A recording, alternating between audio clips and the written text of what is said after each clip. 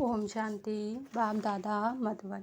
आज के मधुर मुरली 30/5/2024। मीठे बच्चे, तुम्हें पहला निश्चय चाहिए कि हमको पढ़ाने वाला स्वयं शांति का सागर, सुख का सागर बाप है। कोई मनुष्य किसी को सुख शांति नहीं दे सकता।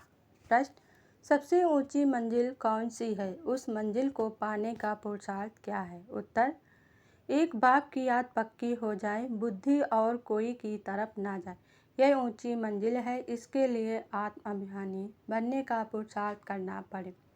जब तुम आत्म अभिमानी बन जाएंगे तो सब विकारी ख्यालात खत्म हो जाएंगे, बुद्धि का भटकना बंद हो जाएगा, देह के तरफ बिल्कुल दृष्टि ना जाए। यह मंजिल है, इसके लिए आत्म अभिमानी भव। ओम शांति।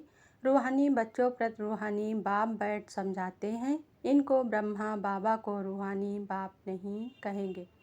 आज के दिन को सद्गुरुवार कहते हैं। गुरुवार कहना भूल है। सद्गुरुवार, गुरु लोग तो बहुत ढेर हैं, सद्गुरु एक ही है। बहुत हैं जो अपने को गुरु भी कहते हैं।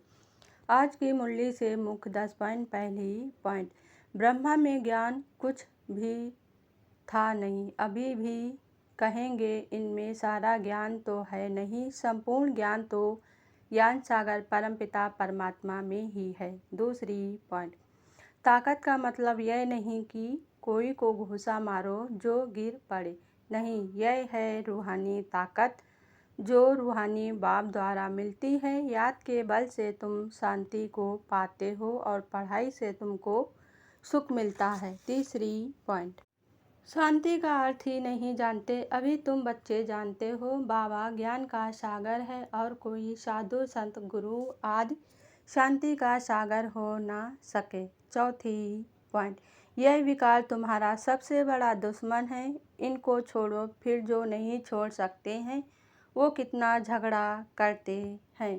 पांचवी पॉइंट: अभी तुम हो संगम पर, यह भी कोई नहीं जानते कि पुरुषोत्तम संगम युग है। बाप कितना अच्छी रीति समझाते हैं, बहुत हैं जिनको पूरा निश्चय है। छठवीं पॉइंट: बाप हमेशा कहते हैं बच्चे अपने को आत्मा समझो, यह शरीर दुम है जिसमें तुम पाठ बजाते हो। सातवीं पॉइंट: कई कहते हैं इनमें शक्ति है, परंतु शक्ति की कोई बात ही नहीं, यह तो है पढ़ाई। जैसे और भी पढ़ते हैं यह भी पढ़ते हैं, प्रायोरिटी के लिए कितना माथा मारना पड़ता है। आठवीं पॉइंट: वही संस्कार ले जाते हैं, तुमको तो घर बार छोड़ना नहीं है। समझाया जाता है भल घर में रहो, उन्हों को भी समझाओ, अब है संगम युग।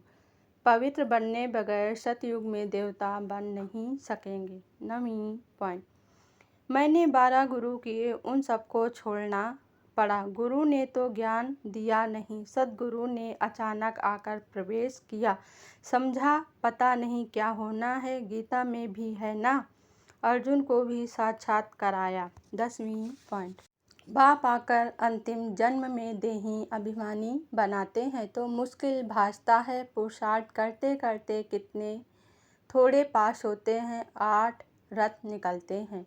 अच्छा, धारणा के लिए मुख्य सार। पहली पॉइंट: ज्ञान से अपनी दृष्टि का परिवर्तन करना है। आत्म अभिमानी बन विकारी ख्यालात समाप्त करने हैं। किसी भी प्रकार की बात ना रहे, दे तरफ बिल्कुल दृष्टि ना जाए। दूसरी पॉइंट: बेहद का बाप ही हमें पढ़ाते हैं, ऐसा पक्का निश्चय हो तब याद मजबूत होगी। ध्यान रहे माया निश्चय से जरा भी हिला ना दे। वरदान आज बाबा ने दिया, सेवा भाव से सेवा करते हुए आगे बढ़ने और बढ़ाने वाले निर्विघ्न सेवाधारी भव। स्पष्टीकरण: सेवा भाव सफलता दिलाता है। सेवा में अगर अहम भाव आ गया तो उसको सेवा भाव नहीं कहेंगे। किसी भी सेवा में अगर अहम भाव मिक्स होता है तो मेहनत भी ज़्यादा, समय भी ज़्यादा लगता है और स्वयं की संतुष्टि भी नहीं होती। सेवा भाव वाले बच्चे स्वयं भी आगे बढ़ते और दूसरों को भी आगे बढ़ाते हैं। वे सदा उड़ती कला का अनुभव करते हैं, उनका उमंग उत्साह स्वयं को निर्विघ्न बनाता और दूसरों का कल्याण कराता है।